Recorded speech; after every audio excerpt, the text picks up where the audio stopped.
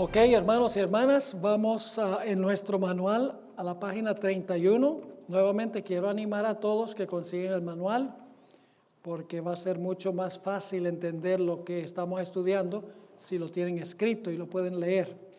También después pueden buscar los versículos que solamente menciono en el manual, pero que no cito en el manual. Bien, cuando terminamos, estábamos hablando del ayuno, la aflicción y la oración de Daniel. Y nos dimos cuenta que Daniel estaba afligiéndose y estaba orando por dos razones. Uno, porque quería que Gabriel viniera a explicarle lo que había quedado pendiente en Daniel el capítulo 8. Quería entender mejor. Y en segundo lugar, Daniel estaba orando y afligiéndose y ayunando porque los judíos habían regresado a su tierra, pero desde el momento que llegaron para reconstruir el templo, tuvieron grande oposición de los samaritanos. Y parecía que el proyecto no iba a cumplirse de acuerdo a lo que había dicho la profecía. Y por esa razón Daniel está orándole al Señor, pidiéndole que por favor interviniera para que el pueblo pudiera continuar reconstruyendo el templo. Ahora, en la mitad de la página encontramos un par de preguntas. ¿Quién es el príncipe del reino de Persia que durante 3 semanas se opuso a Gabriel y luego a Miguel? Y en segundo lugar, ¿quién es Miguel? El que está en el otro lado de la batalla. ¿Quiénes son y cuál es el motivo de la lucha esta entre el príncipe de Persia y Gabriel y Miguel? ¿Cuál es el motivo? ¿Cuál es el propósito de esta lucha entre estos poderes? Bueno, en primer lugar, debemos notar que el príncipe del reino de Persia no es el mismo personaje que el rey de Persia. El príncipe de Persia no es lo mismo que el rey de Persia. Y eso lo sabemos porque en el Antiguo Testamento aparecen 420 veces la palabra príncipe. Y nunca se aplica a un rey ese nombre príncipe. Siempre, en la mayoría de los casos, diría más bien, se usa para describir a un comandante militar. Es decir, la palabra príncipe se refiere a un comandante militar. Daniel 10:13 nos dice claramente que Gabriel y Miguel estaban batallando en dos frentes. Por un lado, estaban contendiendo con el príncipe de Persia y por el otro lado, estaban luchando con los reyes de Persia. Es decir, Gabriel y Miguel tienen una doble lucha contra el príncipe de Persia y también contra los reyes de Persia. Ahora surge la pregunta, ¿quién es el rey? ¿Quién es el príncipe de Persia? ¿Y quién es Miguel, aquel gran príncipe que está de parte de los hijos del pueblo de Dios? Ahora, la respuesta es correcta y vamos a examinar la evidencia para determinar de la Biblia esa respuesta que acabo de escuchar. Sin embargo, antes de contestar esta pregunta, necesito compartir con ustedes que según el concepto que tenían las naciones antiguas, cada nación tenía un ángel guardián, según el concepto que tenían, que velaba por los intereses de la nación y que protegían a la nación de sus enemigos. En el caso del pueblo de Israel, su ángel guardián era Gabriel y Miguel, primordialmente Miguel. En el caso de Medo-Persia, el ángel guardián de Medo-Persia era el que se llama aquí el príncipe de Persia. Ahora quiero mencionar algo en cuanto al nombre Miguel, porque Gabriel está luchando con el príncipe de Persia. Gabriel está luchando con los reyes de Persia y como que no puede solo. Así que luego viene Miguel, el ángel guardián de Israel y ayuda a Gabriel para vencer a las fuerzas del mal y a los reyes de Persia. Ahora, Miguel es un personaje fascinante en la Biblia. Estamos en la página 32. El nombre Miguel se usa solo 5 veces en la Biblia. Aparece solo 5 veces. Aparece 3 veces en el Antiguo Testamento y aparece 2 veces en el Nuevo Testamento. El nombre Miguel es un desafío. El nombre Miguel significa ¿quién es como Dios? Eso es lo que significa el nombre Micael. Tiene 3 palabras hebreas. ¿Quién como Dios? Y le agregamos el verbo es.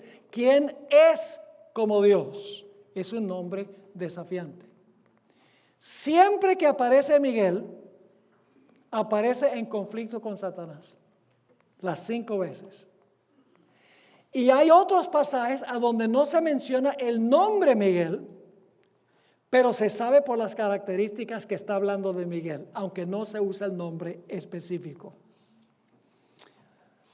Permítame mencionar algunos de esos pasajes claves. Judas 9, se usa el nombre Miguel. Ahí en Judas 9 dice que cuando murió Moisés y fue sepultado por Dios, se realizó una batalla encima de su sepulcro. Dice que el diablo contendía con el arcángel Miguel. Y el arcángel Miguel resucitó a Moisés. Así que sabemos que Miguel es el gran resurrector del pueblo de Dios. Tiene poder para resucitar. Y ustedes dicen, ¿cómo sabemos que Miguel resucitó a Moisés? Es muy sencillo, hermanos y hermanas, porque más o menos 1500 años más tarde, Moisés se le apareció a Jesús en el monte de la transfiguración. Pues tiene que haber resucitado para ir a hablar con Jesús en el monte de la transfiguración. ¿Quién venció? Miguel venció a Satanás. Ojalá tuviera tiempo de describir cómo fue esa batalla. Pero el arcángel Miguel resucitó a Moisés. Y por eso sabemos que es Cristo, porque en 1 Tesalonicenses 4 dice, descenderá del cielo el mismo Señor con voz de arcángel y con trompeta de Dios, refiriéndose a Jesús. Es uno que tiene poder para resucitar, no es más ni menos que Cristo Jesús. Aparece también el nombre Miguel en Apocalipsis 12 y el versículo 7 al 9. Miguel y sus ángeles luchaban contra el dragón y sus ángeles. ¿Ve? Jesús tiene sus ángeles y Satanás tiene sus ángeles también. Una tercera parte de los ángeles. ¿Quién ganó en esa batalla en el cielo? Oh, dice que Miguel y sus ángeles lanzaron fuera al gran dragón, al diablo y Satanás, que engaña a todo el mundo. Miguel venció. Las otras 3 referencias a Miguel en la Biblia se encuentran en el libro de Daniel. 2 de ellas están en Daniel 10. Daniel 10 y el versículo 13 y el versículo 21. Pero también aparece el nombre Miguel en Daniel el capítulo 12 y el versículo 1. A donde dice que cuando el rey del norte sale con la intención de destruir al pueblo de Dios, dice, se levantará Miguel, aquel gran príncipe que está de parte de los hijos de tu pueblo. Y luego dice que después del tiempo de angustia, tu pueblo será libertado por Miguel, todo el que se hallare escrito en el libro. Es decir, los hijos e hijas perseguidos de Dios serán librados del poder de Satanás. Y no solamente eso, sino que dice Miguel va a resucitar a muchos que duermen en el polvo de la tierra, en Daniel 12 y el versículo 2. Nuevamente vemos que Miguel es Jesús, el defensor del pueblo de Dios, el libertador de los que están bajo sentencia de muerte y el que resucita a los muertos. Es Cristo Jesús. En combate con Satanás, Miguel siempre gana. Hay otros lugares en la Biblia donde se refiere a Miguel, aunque no se usa el nombre Miguel. ¿Ustedes recuerdan la experiencia de Jacob? Engañó a su padre, le robó la primogenitura a su hermano, fue a parar allá en la casa de su tío Labán. Y después de 20 años Dios le dijo a Jacob, mira, es tiempo de regresar a tu tierra. Y cuando estaba regresando a la tierra, escuchó que venía su hermano Esaú con 400 hombres armados con la intención de matarlo junto con toda su familia. Y Jacob se fue por allá a un lugar solitario junto al arroyo de Jaboc y oró a Dios y le dijo, Señor, por favor, no, líbrame de la ira de mi hermano. No permitas que venga a destruirme a mí y a la familia. Interviene. Toda la noche ora. Y entonces cuando ya está por amanecer, llega un personaje y se agarra de Jacob y empieza a luchar con él.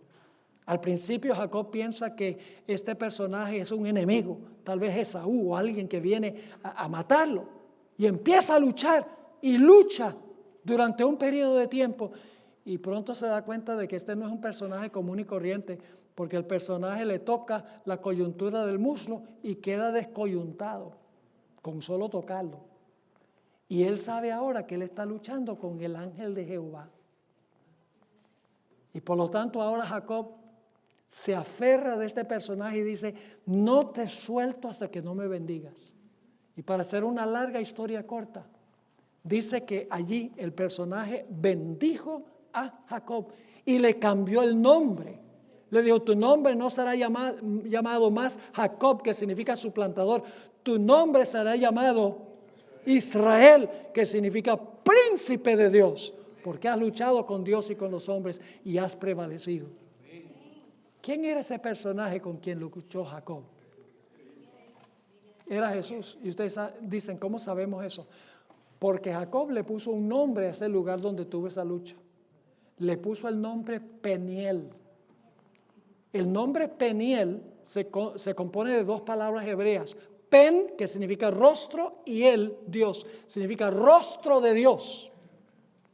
Y luego Jacob explica por qué le puso el nombre Peniel. Dice, porque he visto a Dios cara a cara y he sobrevivido para contar la historia. ¿Quién era ese personaje? Miguel, el arcángel Miguel. Usted recuerda la experiencia de la zarza ardiente. Dice que se le apareció a Moisés el ángel de Jehová en la zarza que ardía pero no se consumía. Y para hacer una larga historia corta, ustedes pueden leerlo en Éxodo al capítulo 3. Dice allí que el ángel de Jehová se le apareció en la zarza y luego en los siguientes versículos dice que le habló Jehová desde la zarza. Es decir, el ángel que estaba en la zarza, el ángel de Jehová, era Jehová, porque dice que Jehová le habló. ¿Con qué nombre se identificó el que estaba en la zarza? Yo soy el que soy. Más adelante, el Señor Jesucristo, en Juan 8, le dijo a los judíos, antes que Abraham fuese, yo soy. ¿Quién era ese personaje en la zarza ardiente? El ángel de Jehová. Era el arcángel Miguel. Era Cristo Jesús. En Josué, el capítulo 5, encontramos otra vez a este defensor que está en lucha siempre contra el enemigo y siempre gana contra el enemigo. En Josué, el capítulo 5, estaba Israel a punto de conquistar la ciudad de Jericó y Josué se encontraba en las afueras de Jericó y se le apareció un personaje majestuoso, un guerrero con la espada desenvainada. Y Josué le dice, mira, ¿tú eres de los nuestros o eres del enemigo? Y él dice, no, yo soy príncipe de los ejércitos de Jehová. Es el príncipe de los ejércitos de Jehová. Ese era el arcángel Miguel, era Jesús. Y usted dice, ¿cómo sabemos eso? Porque este personaje le dijo a Josué, quita los zapatos de tus pies, porque la tierra que estás pisando es santa. Y porque Josué se refirió a él como mi Señor.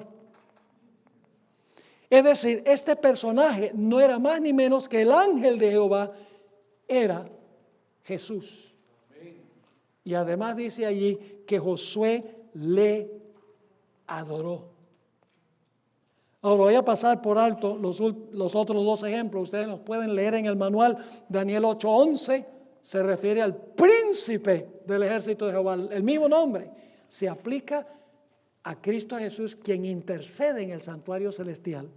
Y en Zacarías 3:1-5, a donde nuevamente está en conflicto Miguel, el ángel de Jehová, está en conflicto con Satanás. Satanás está acusando a Josué, el sumo sacerdote, y le dice, el arcángel Miguel le dice: Jehová te reprenda, oh Satán. Nuevamente en un ambiente de conflicto. Entonces, al pie de la página 33, no cabe duda entonces que Miguel es el ángel guardián de Israel, quien lo protege y lo libra del poder de Satanás. El ángel es Dios. Miguel no es más ni menos que Jesús, el Hijo de Dios. ¿Qué nombre tan apropiado para el que contiende con Lucifer? Porque Lucifer dijo: seré como Dios. Y Miguel dice: ¿quién es como Dios? Es un nombre que desafía a Satanás. Ahora estamos listos para identificar quién es el príncipe de Persia. Si el príncipe de los ejércitos de Jehová es el arcángel Miguel, Cristo, entonces ¿quién debe ser el príncipe de Persia? Pues debe ser Satanás. Ahora en la página 34, en la parte de arriba de la página, ya hemos identificado a los dos contrincantes en la batalla. Podemos ahora entonces dilucidar la razón de la batalla. Sabemos quiénes son los que están peleando. Miguel y el príncipe de Persia son los que están luchando en el mundo invisible. Ahora necesitamos saber por qué están peleando esta pelea que se menciona en Daniel 10. Ahora viene la explicación. Tal como vimos en nuestro estudio de Daniel 9, Dios le dijo a Israel que pasarían 70 años cautivos en Babilonia y que después regresarían a su tierra para reconstruir el templo, la ciudad y los muros. Es obvio, vital esto, que no se podían edificar y restaurar la ciudad y los muros hasta que el templo quedase construido. El decreto de reconstrucción por Ciro en el año 536 a.C. fue un gran triunfo para el pueblo de Dios. Y según parecía, el plan de Dios no iba a haber fracaso. Pero entonces se levantó la oposición de los samaritanos. Daniel 10 deja en claro que esta oposición no se originó con los samaritanos. El príncipe del reino de Persia, que es Satanás, estaba influyendo sobre las mentes de los reyes de Persia para que se suspendiera la obra de reconstruir el templo. Pero al mismo tiempo Gabriel estaba esforzándose al máximo para convencer a los reyes de Persia que autorizaran el proyecto de reconstrucción. ¿Están entendiendo el conflicto? Sí. Por 3 semanas, mientras que Daniel estaba orando, ayunando y afligiéndose, Gabriel luchó con el príncipe de Persia y las mentes de los reyes persas. Y hacia el final del periodo, el arcángel Miguel se presentó para ayudar a Gabriel. No cabe duda que estos 21 días fueron literales. Pero ahora escuchen bien. Sin embargo, nos sentimos tentados a pensar que hay una explicación más amplia. Si aplicamos el principio día por año, ustedes saben que es el principio que en la profecía un día equivale a un año.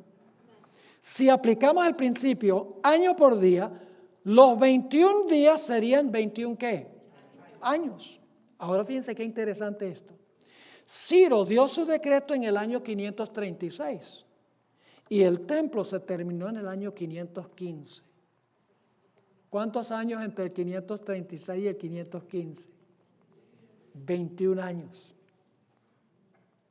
Exactamente 21 años después de darse el decreto. Durante todo este periodo, Gabriel estaba luchando con Satanás y con los reyes de Persia. El libro de Esdras explica que la obra de reconstrucción del templo prosiguió a su debido tiempo. Ahora escuchen esto. Pues los ojos de Dios estaban ante los ancianos de los judíos y no les hicieron cesar. ¿Quién estaba detrás del proyecto de construcción? Los ojos de Dios, dice aquí. Ahora voy a parafrasear en el siguiente párrafo. Gabriel le estaba diciendo a Daniel, esta es mi propia explicación. Gabriel le estaba diciendo a Daniel lo siguiente: yo sé que has estado afligiéndote, ayunando y orando por 3 semanas, porque querías comprender los eventos finales de la profecía de Daniel 8. ¿Verdad? Ya vimos eso. Desde el momento que comenzaste a orar, yo tenía la intención de venir inmediatamente para responder a tu plegaria, así como lo hice la última vez que oraste. En Daniel 9, cuando oró, Dios le habló de las 70 semanas. Pero me demoré, porque estaba en conflicto con el príncipe del reino de Persia, quien estaba procurando convencer a los reyes de Persia para que detuvieran la reconstrucción del templo. Pero al final de los 21 días, Miguel vino para ayudarme y ganamos la victoria. La oposición que has visto por parte de los samaritanos es la manifestación visible de este conflicto invisible. Pero ahora, después de la demora, finalmente he podido venir para ayudarte a comprender lo que ha de venir a tu pueblo en los postreros días, porque la visión es aún para esos días. ¿Están entendiendo? De poco a poco, en cada tema vamos a ir entendiendo más. La hermana White da una explicación clara de esto. Voy a leer estas citas. Incansables en su oposición, los samaritanos debilitaban las manos del pueblo de Judá y los arredraban de edificar. Cohecharon además contra ellos consejeros para disipar su consejo. Todo el tiempo de Ciro, rey de Persia, hasta el reinado de Darío, rey de Persia. Esos son los 21 años. Mediante informes mentirosos, la hermana White aquí está citando Esdras 4, 4 y 5. Mediante informes mentirosos despertaron sospechas en espíritus que con facilidad se dejaban llevar a sospechar. Pero durante muchos años, ahora fíjense, son 21 años dijimos, durante muchos años las potestades del mal fueron mantenidas en jaque. ¿Por quiénes? Por Gabriel y Miguel. Y el pueblo de Judea tuvo libertad para continuar su obra. Eso sigue diciendo, esto es a Profetas y Reyes 418 y 419, mientras Satanás estaba procurando influir en las más altas potestades del reino de Medo-Persia, para que mirasen con desagrado al pueblo de Dios. Había ángeles que obraban en favor de los desterrados. ¿Dónde estaba la batalla verdadera en este asunto? ¿En lo que se veía o lo que no se veía? En lo que no se veía. Lo que se ve en la historia es una repercusión de lo que está sucediendo en el mundo que no se ve. Sigue escribiendo. Todo el cielo estaba interesado en la controversia. Por intermedio del profeta Daniel se nos permite vislumbrar algo de esta lucha poderosa entre las fuerzas del bien y las del mal. Durante 3 semanas Gabriel luchó con las potestades de las tinieblas, procurando contrarrestar las influencias que obraban sobre el ánimo de Ciro, y antes que terminara la contienda, Cristo mismo acudió en auxilio de Gabriel. ¿Sabe quién era Miguel? Cristo. Este declara: el príncipe del reino de Persia se puso contra mí 21 días, y he aquí Miguel, uno de los principales príncipes, vino para ayudarme, y yo quedé allí con los reyes de Persia. Todo lo que podía hacer el cielo en favor del pueblo de Dios fue hecho. Se mantuvo finalmente la victoria. Las fuerzas del enemigo fueron mantenidas en jaque mientras gobernaron Ciro y su hijo Cambises, quien reinó unos 7 años y medio. Y en una última cita del comentario bíblico adventista, tomo 4, página 1173, La sierva de Dios explica, el rey de Persia estaba bajo el control del más alto de todos los ángeles malignos. Al igual que Faraón, rehusó obedecer la palabra del Señor. Gabriel declaró, se me opuso por 21 días por sus falsas representaciones contra los judíos. Pero Miguel vino a su auxilio y luego permaneció con los reyes de Persia, manteniendo a los poderes en jaque y dando buenos consejos para contrariar los malos. ¿Cómo les parece? ¿Es importante Daniel 10? ¿Tiene alguna relación Daniel 10 con Daniel 8 y 9? ¿Tiene alguna relación con Daniel 11? Claro. Daniel 8 al 12 es un libro dentro del libro. Tiene un tema central. Los 2300 días y el juicio. Ahora vamos rápidamente a los versículos, comentarios sobre los versículos 20 y 21. Antes de explicarle más plenamente la visión del capítulo 8, en el capítulo 11, Gabriel le informó al profeta que la batalla con el príncipe de Persia no había terminado. Es decir, en el último versículo del capítulo 10, ahora Gabriel le va a decir a Daniel, bueno Daniel, ganamos la victoria sobre los reyes de Persia, pero la lucha sigue porque cuando venga el de Grecia también tenemos que hacerlo con él. Dice allí, en los versículos 20 y 21, él me dijo, ¿sabes por qué he venido a ti? Pues ahora tengo que volver para pelear contra el príncipe de Persia. Después de las 3 semanas dice, ahora tengo que volver para pelear contra el príncipe de Persia y al terminar con él, el príncipe de Grecia vendrá. Pero yo te declararé lo que está escrito en el libro de la verdad y ninguno me ayuda contra ellos, sino Miguel, vuestro príncipe. Y en la página 36, nuevamente estoy parafraseando en mis propias palabras lo que está diciendo Gabriel para que podamos entender qué está sucediendo. Lo que está diciendo Gabriel es esto. Ahora debo regresar para continuar mi lucha contra el príncipe de Persia. Aún tengo una obra que desempeñar, está diciendo Gabriel. Tengo que asegurarme que el decreto de Artajerjes se dé a tiempo para marcar el comienzo de la profecía de las 70 semanas y los 2300 días. Y cuando haya caído el reino de Persia, tendré que continuar la lucha contra el príncipe de Grecia, es decir, Satanás obrando a través del reino de Persia. Y luego dice Gabriel, pero antes de continuar esta batalla, tomaré tiempo para explicarte los eventos que ocurrirán de este momento en adelante. Estos eventos ya fueron escritos en la palabra de la verdad, es decir, ya te los di en Daniel 8. Están en el calendario divino y su cumplimiento es absolutamente certero. ¿Están conmigo? Ok, ahora vamos a juntar todo el panorama completo. Con esto vamos a llegar a la conclusión de este tema. Al concluir este estudio, estamos en la página 36, y menciono la página no solamente para aquellos que están aquí, sino para aquellos que están viendo el live stream, que están viendo esto en vivo porque se está transmitiendo. Aquellas personas que van a ver estas presentaciones por YouTube, les animo que consigan el manual.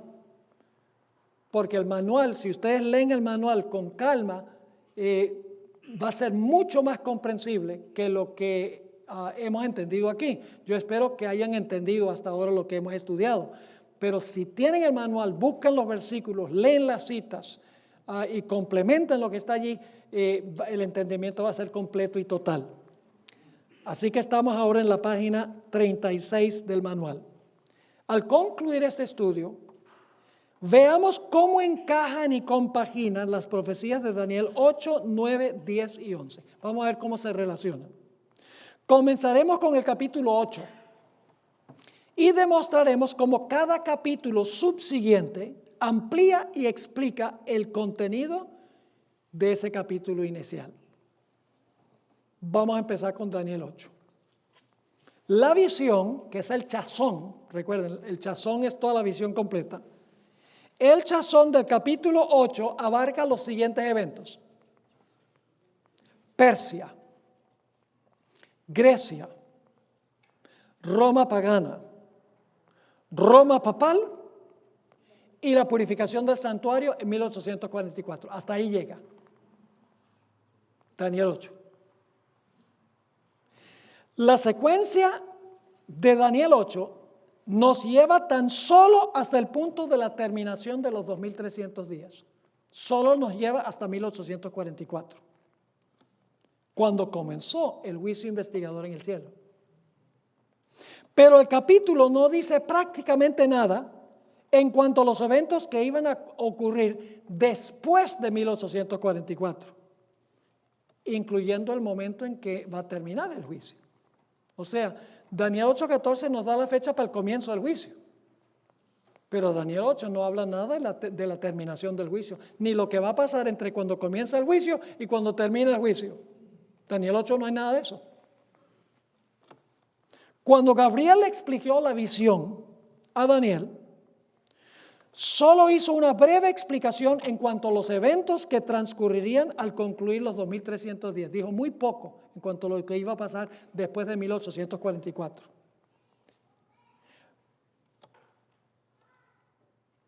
No le explicó el factor tiempo. Después que Daniel recibió la visión, a Gabriel se le mandó que le ayudara a Daniel a entender la visión, el maré, que es el factor tiempo, no toda la visión, la conversación de los dos ángeles sobre el juicio y las 2300 días. Gabriel luego se le presentó a Daniel y le dijo que la visión, el maré, lo que tiene que ver con los 2300 días y la purificación del santuario, era ¿para cuándo? Para el tiempo del fin. Y al final del capítulo dice que Daniel no entendió el maré. Yo pregunto, ¿Daniel había entendido el carnero? ¿Entendió el carnero? Sí. ¿Entendió el macho cabrío? ¿Entendió el cuerno notable? ¿Entendió los 4 cuernos? ¿Entendió en cuanto a Roma pagana y Roma papal? Y Dios le había mostrado eso en Daniel 7. ¿Qué era lo que no entendía? Los 2300 días y la purificación del santuario. Él pensaba que el pueblo era tan pecaminoso que Dios había decidido extender los 70 años de cautiverio a 2300 años. Y en el capítulo 9 vamos a encontrar ahora, ¿entienden el capítulo 8? El capítulo 9 ahora, la página 37, por medio del profeta Jeremías, Dios había predicho que Israel iba a permanecer cautivo en Babilonia por 70 años. Y que después de ese periodo se daría un decreto para restablecer los servicios del santuario. Y según parece, Daniel estaba confundido en cuanto a cómo se relacionaba la profecía de los 70 años con la profecía de los 2300 días. Pensaba que la pecaminosidad de Israel era tan grande que Dios había decidido extender el periodo de 70 años a 2300 años. Por eso elevó Daniel una oración en Daniel 9, pidiendo sabiduría para entender el maré, para entender el factor tiempo, y rogándole a Dios que no tardara el cumplimiento de la profecía de los 70 años. Daniel dice, no demores en cumplir la promesa de que íbamos a regresar después de 70 años. Al principio de los ruegos de Daniel, Dios envió a Gabriel para explicarle al profeta el maré. No toda la visión, porque ya el chazón había entendido. Lo que no entendió fue la conversación, factor tiempo en la conversación de los dos personajes. Así que dice, al principio de los ruegos de Daniel, Dios envió a Gabriel para explicarle al profeta el maré de Daniel 8. Gabriel le explicó a Daniel que en respuesta a su oración, él había venido porque era un varón muy amado, para explicarle el maré, el factor tiempo. Pero ahora escuchen. Gabriel luego le explicó la primera porción de la profecía de los 2300 días, es decir, las 70 semanas, que fueron cortadas de los 2300, son la primera porción de los 2300.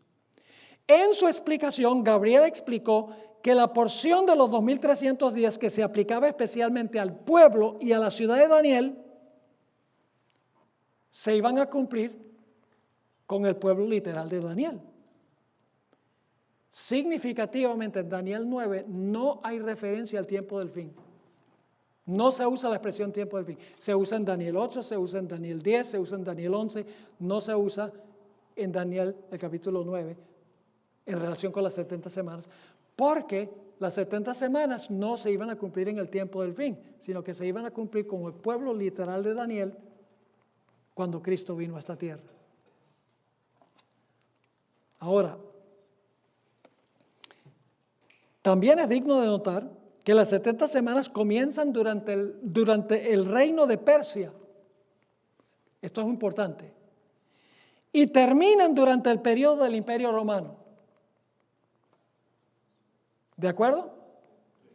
Las 70 semanas comienzan cuando impera ¿cuál reino? Persia. ¿Y cuándo terminan las 70 semanas?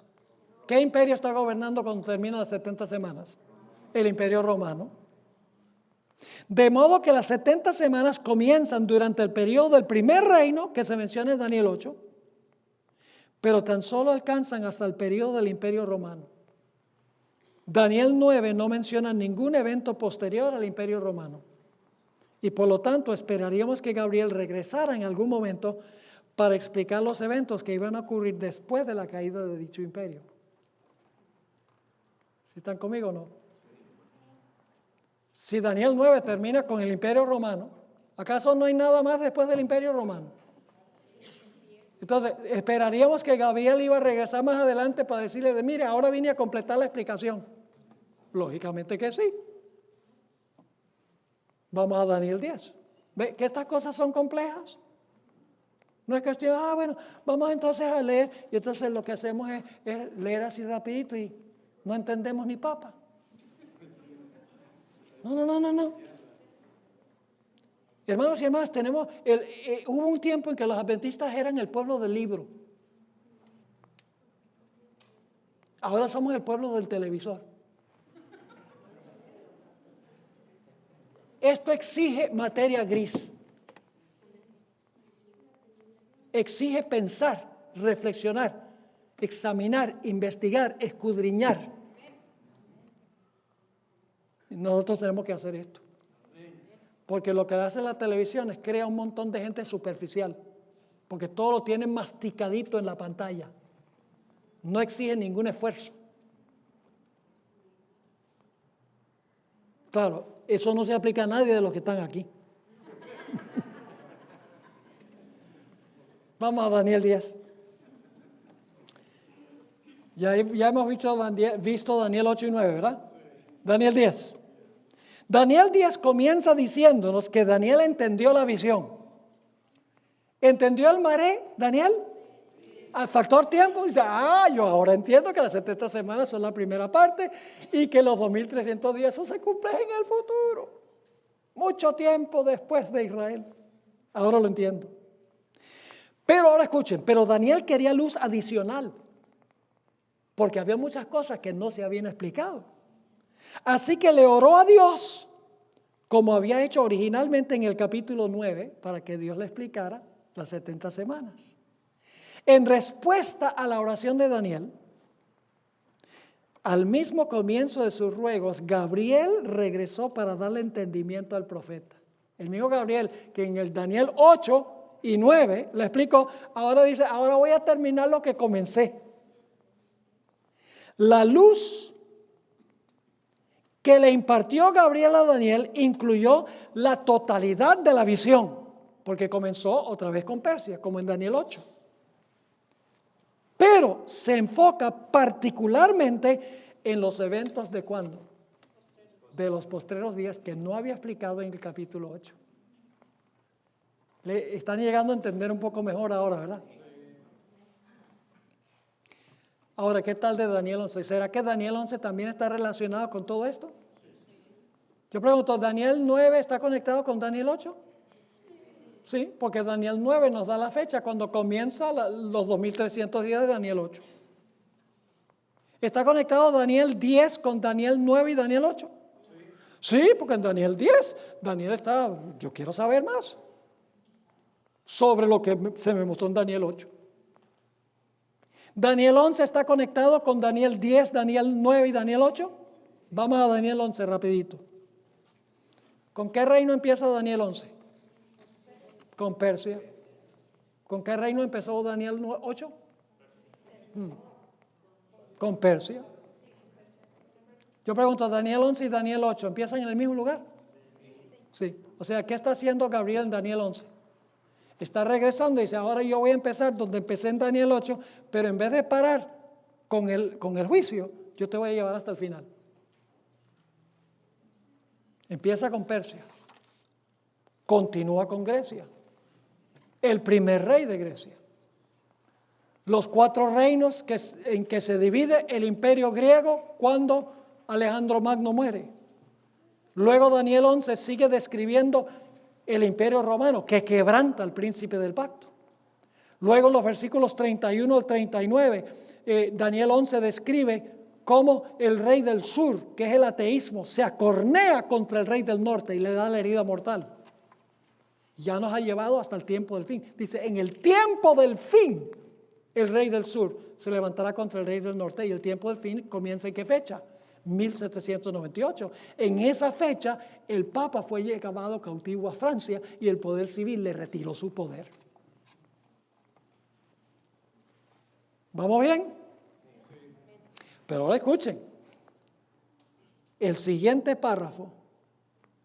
Gabriel ya le había explicado, estamos en la página 38, Gabriel ya le había revelado a Daniel estas etapas de la historia. Ya le había mostrado Gabriel a Daniel Persia, Grecia, el primer rey de Grecia, los 4 reinos, Roma pagana y Roma papal. ¿Ya le había mostrado eso? Sí.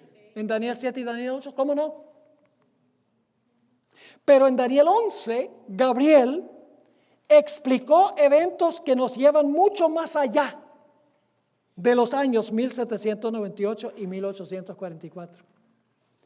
Explicó que el papado, que es el rey del norte, recibiría una herida mortal suministrada por Francia, que es el rey del sur, al comenzar el tiempo del fin en 1798. Lean el último capítulo del manual, donde trazo esto en detalle y muestro cómo Elena White tenía una percepción profunda de Daniel 11. Especialmente los últimos versículos. Yo me maravillo cuando hice este estudio y digo, wow, esta mujer con 2 años y medio de educación primaria. Y fíjense cómo acertó sin estudiar. Yo no creo que ella haya estudiado todos estos detalles que estamos estudiando nosotros. Sin embargo, acertó perfectamente bien.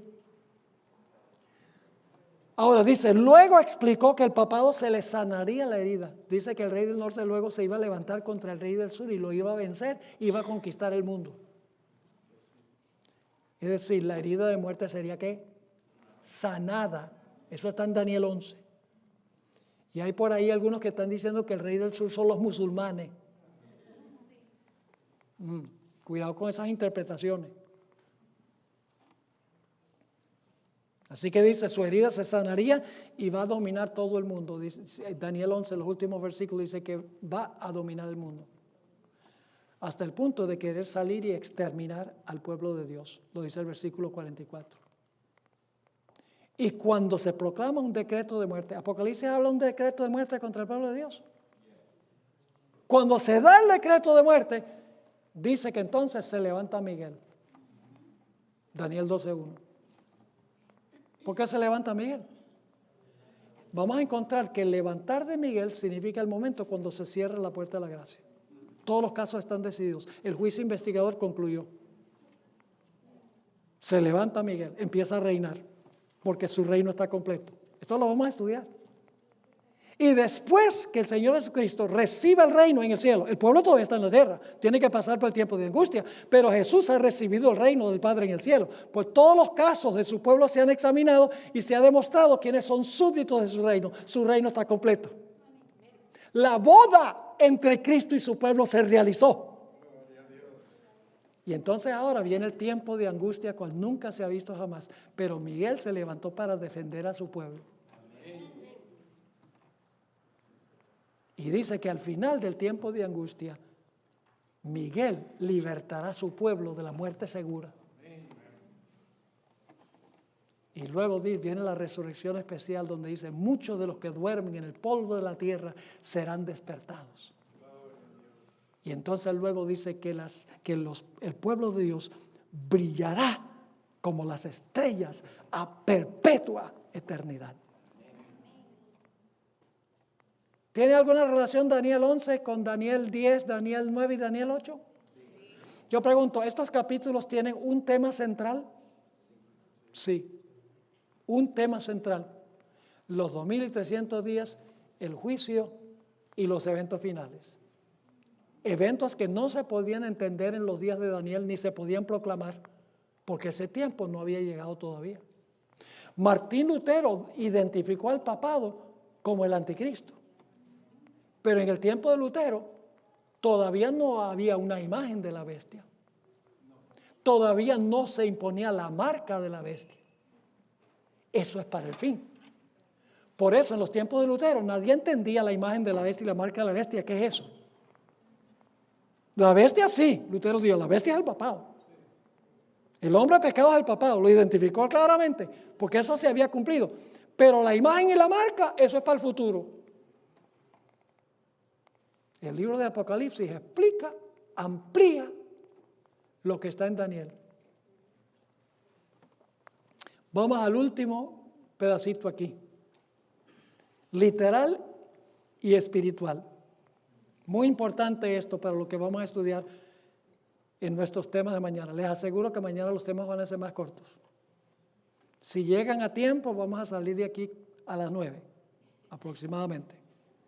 Si llegan tarde, no les garantizo. Ok. Al examinar la relación que existe entre Daniel 10 y los capítulos 11 y 12, nos damos cuenta que en el capítulo 10 el arcángel Miguel defendía al pueblo literal de Daniel. ¿De acuerdo? En Daniel 10, ¿a quiénes está defendiendo Miguel? Al pueblo judío literal. Salvándolos de sus enemigos, ¿qué? Literales. Para regresar a su tierra, literal. Los libró de la Babilonia, literal. Para reconstruir el templo, literal. Pero en el tiempo del fin, Miguel defiende al pueblo espiritual de Daniel. Ya no son judíos literales. De sus enemigos espirituales, que es la bestia que se levanta de la tierra, y el dragón. El Israel espiritual, que son los fieles de Dios, ha regresado del cautiverio espiritual en Babilonia espiritual y reconstruyen un templo espiritual, que significa que le enseñan a la gente en cuanto al ministerio de Cristo en el santuario celestial, que Babilonia ha escondido esa verdad y la ha tergiversado. La terminación de la profecía de las 70 semanas marca el punto de transición. Escuchen bien.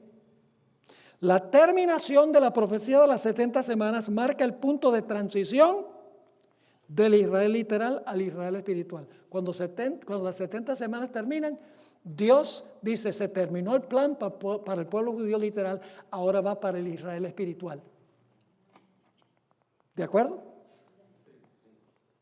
Es decir, mientras que el enfoque central de Daniel 9 y 10 recae sobre la obra del Mesías en favor del Israel literal, en el tiempo del Imperio Romano, el enfoque de Daniel 10 al 12 recae sobre la obra del Mesías en favor del Israel espiritual en el tiempo del fin. Daniel, ahora escuchen, esto es muy importante, Daniel 8:14 y Daniel 12:1 marcan los puntos de comienzo y terminación del juicio investigador. Daniel 8:14 nos da el punto de comienzo, hasta 2300 días y comienza la purificación del santuario. Daniel 12:1 nos da el punto de terminación, cuando se levanta Miguel, termina el juicio. En Daniel 8:14 Jesús va hasta donde está el Padre para comenzar el proceso por medio del cual recibirá el reino. Y en Daniel 12:1 Jesús se levanta para tomar posesión de ese reino. Así es que la estructura literaria de Daniel 8 al 12 consta de un entero unido, una porción vinculada con todas las demás. Por así decirlo, los capítulos 8 al 12 constituyen un libro dentro del libro. Una última cita de la hermana White. La luz que Daniel recibió de Dios fue dada especialmente para estos postreros días. Las visiones que él tuvo junto a las riberas del Ulai. Ese es Daniel 8. Y del Hidekel, Daniel 10 y 11. Los grandes ríos de Sinar están hoy en proceso de cumplimiento. Daniel 8 y 11, dice ella, están en proceso de cumplimiento. Y todos los acontecimientos predichos en estos capítulos pronto ocurrirán. ¿Cuán importante es conocer estos capítulos? ¿Creen que es importante? Hermanos y hermanas, hoy en día se dice, no hable de profecía, que eso es muy complicado, y de la bestia, y la imagen de la bestia, la marca. No, hablemos de Jesús. Los que dicen eso no saben qué están diciendo. Porque las profecías son una revelación de Jesucristo. El libro de Apocalipsis, la revelación de Jesucristo. Las profecías demuestran que Miguel va a ganar. Y el pueblo de él va a ganar con él. Entonces es importante saber quiénes son los enemigos y aliarnos con Miguel. ¿Ve?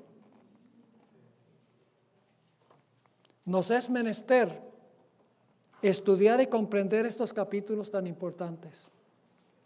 Refiriéndose al pueblo remanente que vivirá en los últimos momentos de la historia, Gabriel dijo al final del capítulo 12, muchos serán limpios y emblanquecidos y purificados. ¿Saben dónde pasa eso? En el juicio investigador, con la purificación del santuario.